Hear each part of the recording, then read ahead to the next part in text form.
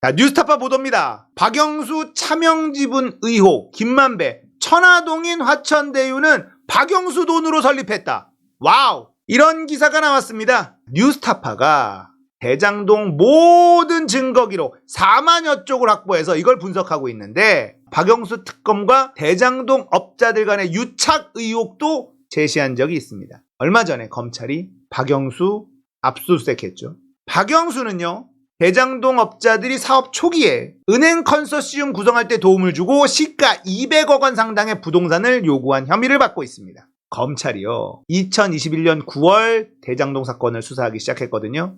그런데 뉴스타파 취재 결과 검찰은 수사 초기부터 박영수 관련 혐의를 자세하게 조사한 것으로 확인됐어요. 검찰 이놈들 다 알고 있었다는 거예요. 박영수가 적극 개입했던 대장동 업자들의 진술을 확보해놓고 있었던 겁니다. 그런데 압수수색 등 강제 수사는 없었어요.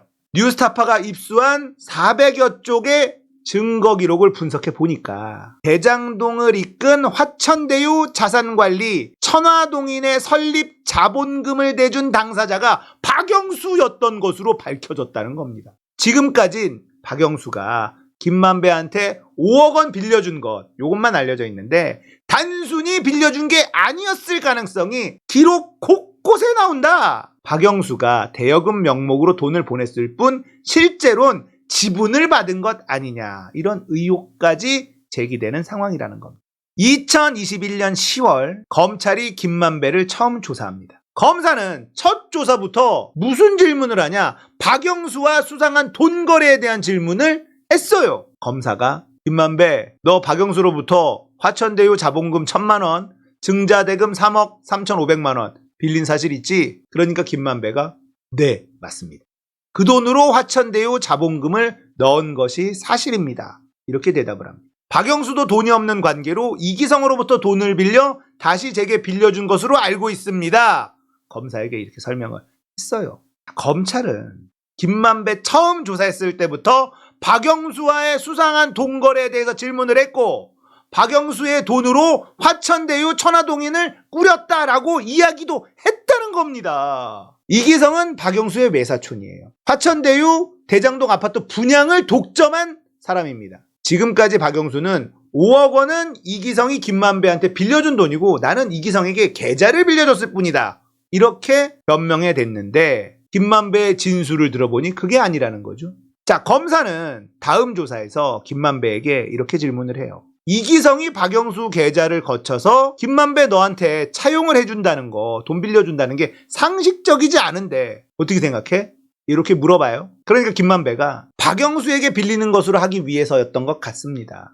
제가 박영수에게 대장동 개발 사업 관련해 좀 생색을 낼 수 있는 외형을 만들어주려고 했던 것으로 기억합니다. 김만배가 박영수한테 생색 낼 수 있는 외형을 만들어주려고 했다, 이게 무슨 말인지 들여다봐야 되는 거예요.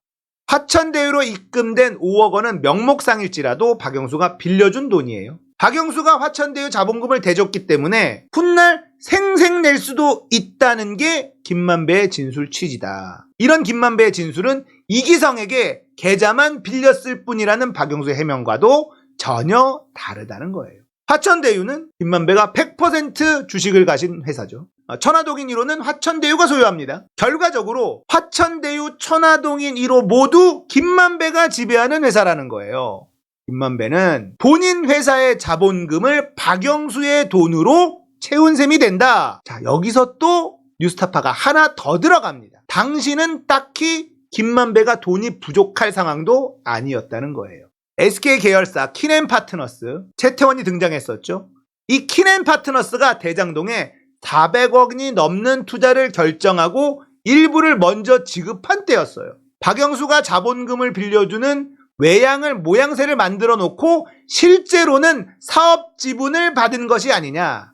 그러니까 아까 얘기한 박영수에게 사업 관련해서 생색 낼 수 있는 외형을 만들어주려고 했던 것으로 기억합니다. 이게 무슨 말이냐면 박영수가 돈을 빌려줬어. 이거 모양새를 이렇게 만들어서 실제로는 사업 지분을 줬다. 생색 낼 수 있는 걸 만들어줬다. 이런 의혹이 불거지고 있다는 겁니다. 김만배는 박영수의 돈이 필요하지도 않은 상태인데 박영수에게 돈을 빌렸다는 건 이미 서로 간에 뭔가 오고 간 것이 있다. 이런 의혹인 거죠.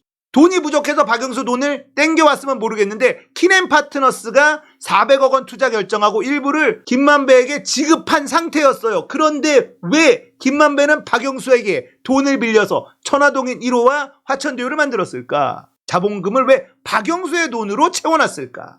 이거 들여다봐야 된다는 겁니다. 너무 이상하잖아요. 박영수가 김만배에게 5억 원을 입금한 날짜가 2015년 4월 3일. 입금 당일에 화천대유 자본금이 1,000만 원에서 3억 1,000만 원으로 증액이 됩니다. 자, 검찰 조사에서 김만배가 화천대유 천화동인 자본금을 만들기 위해 5억을 빌린 것으로 기억한다고 말했거든요. 자, 검사가 이렇게 또 질문을 합니다. 박영수 계좌에서 받은 5억 원 상환하였나요? 라고 물어보니까 김만배가 네 라고 대답을 해요. 검사는 박영수에게 5억 원을 따로 갚았나요? 다시 물어봅니다. 김만배는 기억나진 않는데 하여간 정리가 됐습니다. 이렇게 말했어요. 그런데 뉴스타파가 검찰 증거 기록을 다 뒤져봤는데 박영수에게 돈을 보낸 내역이 확인되질 않아요. 자, 결국은 박영수 돈을 갚았다, 정리됐다 라는 김만배의 진술이 거짓이 아니라면 두 가지 추론이 가능한데 딸이나 친인척 등 제3자에게 대신 돈을 건넸을 가능성이에요. 또 다른 하나는 화천대유 혹은 천화동인 1호에 대한 지분을 이면으로 약속했을 가능성이에요. 박영수에게 직접 5억 원을 갚은 흔적은 찾지 못했어요. 그런데 김만배는 이렇게 얘기합니다. 기억나진 않는데 하여간 정리가 됐다. 이건 돈으로 직접 준 게 아니라 쿠션으로 누군가에게 돌려치기 해서 줬거나 지분으로 줬거나 이것 아니냐. 이런 분석입니다. 그런데 이런 얘기가 나왔는데도 검사는 이 두 가지 가능성에 대해서 추궁하지 않았습니다. 최근 검찰의 압수수색으로 박영수에 대한 여러 가지 혐의가 불거지고 있는데 그중 하나가 부국증권 관련 내용이 또 나옵니다. 자, 이 혐의는 2021년 11월 수사 초기에 대장동 업자들이 이미 검찰에 진술한 내용이에요. 이번에 새롭게 진술이 나온 게 아닙니다. 박영수 로펌은 대장동 일당의 아지트였는데 대장동 업자들이 박영수 로펌에 와서 은행권 관계자들과 회의를 하면서 사업의 밑그림을 그렸습니다. 그 아지트가 박영수 사무실, 하나은행, 우리은행, 부국증권, 신한은행 관계자들이 박영수 로펌에 드나들었다고 합니다. 자, 김만배가 검찰 조사에서 또 이런 얘기를 해요. 박영수가 은행권 컨소시엄 구성에 관여한 정황을 진술했다. 자, 김만배는 정형하게 부탁을 받고 박영수에게 부국증권을 사업에서 빼달라. 부탁한 사실을 실토했어요. 부국증권 빼달라고 저는 박영수 고검장에게 말했습니다라고 재차 언급하기도 했습니다. 남욱, 정영학 등도 우리은행 담당자를 만날 수 있었던 건 박영수 덕분이다라는 말을 한 적이 있습니다. 그 당시 박영수는 우리금융지주 이사회의 의장을 맡고 있었어요. 박영수가 결국 은행하고 대장동 업자들을 엮어주는 아주 중요한 그 역할을 담당하고 있었다. 그런데 아무것도 안 먹었을 리가 있느냐 이 말입니다. 컨소시엄을 맺지 않으면 이 화천대유는 대장동 일당은 대장동 사업처럼 큰 사업을 따낼 수가 없어요. 왜냐하면 실적이 없는 회사거든요. 그래서 실적이 있는 거대 은행들과 컨소시엄을 맺는 것만이 살 길이었는데 그 컨소시엄을 엮어준 게 박영수라는 거예요. 박영수 로펌에서 하나은행, 우리은행, 부국증권, 신한은행 관계자들하고 계속 얘기를 했다는 거예요. 그리고 김만배가 부국증권은 좀 짜치니까 좀 빼줘라고 박영수에게 부탁을 했다는 겁니다.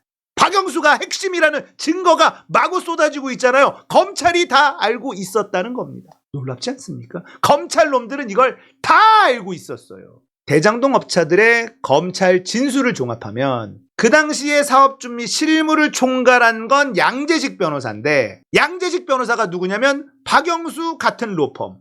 2016년 특검의 특검보 박영수의 똘만이라는 거죠. 실무 총괄한 양재식이라는 인물이 박영수의 똘만이다. 박영수가 대장동 사업에 빠질 수 없는 핵심 인물이라는 뜻이 되는 거 아닙니까? 정영학이 우리은행 저는 진짜 진정한 신의 한 수는 양 변호사님이에요 라고 남욱에게 말하는 대목이 나옵니다.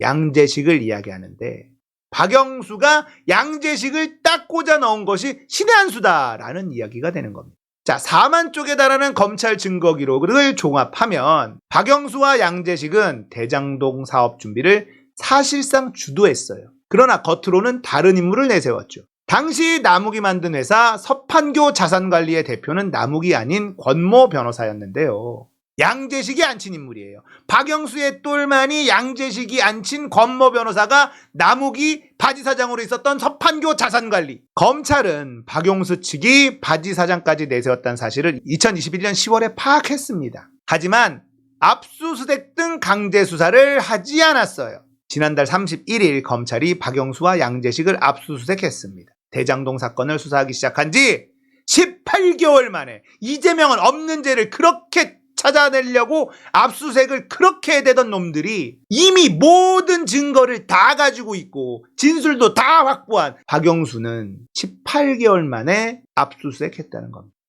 그리고 박영수 압수수색한 사람이 누구? 어미준이에요. 어미준은 박영수의 똘마니 중에 한 명입니다. 18개월 만에 압수수색하면서 뭐가 나올까요? 대단하지 않습니까? 정리해보면 박영수는 김만배 위에 있는 사람이었어요. 처음에 이 사업을 메이드 시킨 사람이 박영수라는 거.